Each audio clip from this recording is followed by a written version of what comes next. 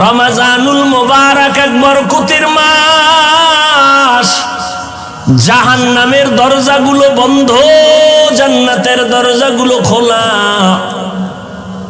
এই বরকতের মাস আমার নবী সারা রাত, সাহাবায়ে কেরাম সারা রাত সারা দিন ইবাদতে কাটায় দিতেন। কত বরকতের মাস। ওই কপাল পরারে কেমনে বুঝাবো যে বান্দা রোজার মাস পাইয়াও রোজা রাখার জন্য রেডি না। এই বরকতের মাস পাইয়াও যারা বরকত অর্জন করতে পারবে না তাদের বদনসিব। নবী বলেন রমজান পাইয়াও যারা জাহান্নাম থেকে নিজেকে মুক্ত করাইতে পারলো না তাদের ধ্বংস হওয়াটাই যথেষ্ট।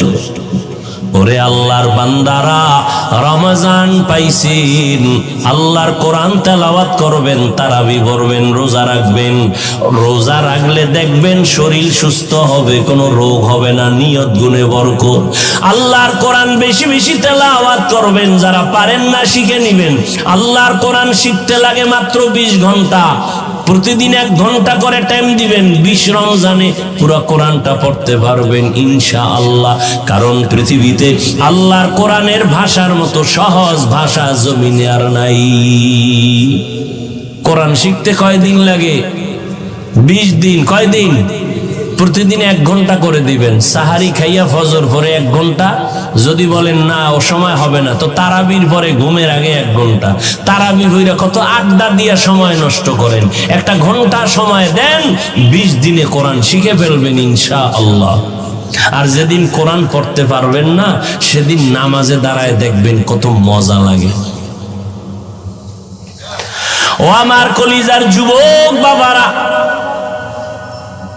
তোমার চরিত্র দিয়ে আলোকিত করবা গোটা দুনিয়া। তোমার আদর্শ দিয়া জমিনটা আদর্শবান হবে, কলঙ্ক মুক্ত হবে জমিন।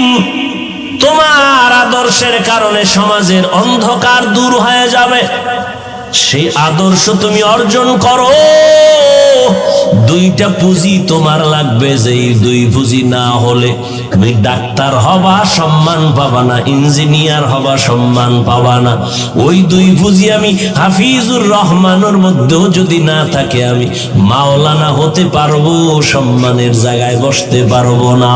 ওই 2 পুঁজির প্রথম পুঁজি হলো শারীরিক সুস্থতা, দ্বিতীয় পুঁজি হলো সুন্দর চরিত্র। লক্ষ লক্ষ নবীরা মিথ্যা বলেন নাই, লক্ষ লক্ষ সাহাবায়ে কেরাম মিথ্যা বলেন নাই, কোটি কোটি উলামায়ে আহলে হকরা মিথ্যা কথা বলেন নাই। ও আল্লাহর বান্দারা, আমার নবীও দরজার মধ্যে বসে বসে